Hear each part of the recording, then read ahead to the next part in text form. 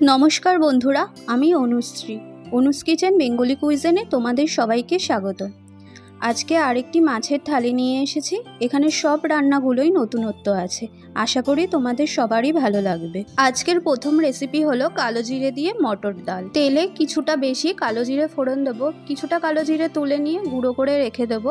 নামানোর আগে সেই কালো জিরেটা দিয়ে দেবো।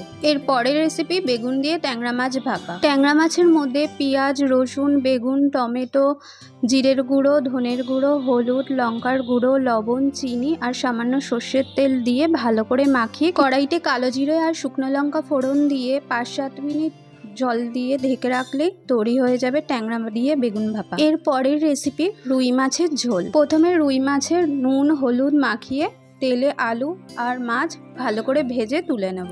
মাছের তেলের মধ্যেই রাঁধুনি ফোড়ন দিয়ে তেজপাতা, কাঁচা লঙ্কা আর জিরের গুঁড়ো দিয়ে 1 চামচ আদা আর সব মশলা দিয়ে কষিয়ে নেব। মশলা কষানো হয়ে গেলে আলু দিয়ে এবার জল দিয়ে দেব।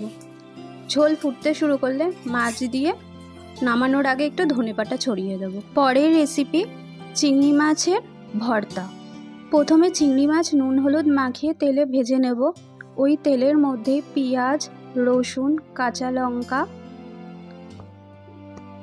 এলাচ, লবঙ্গ, দারচিনি আর গোটা জিরে ফোড়ন দিয়ে ভালো করে ভেজে নেব। এবার ভেজে রাখা চিংড়ি মাছগুলো একসাথে মিশিয়ে বেটে নেব আর নামানোর আগে একটু ধনেপাতা দিয়ে দেব।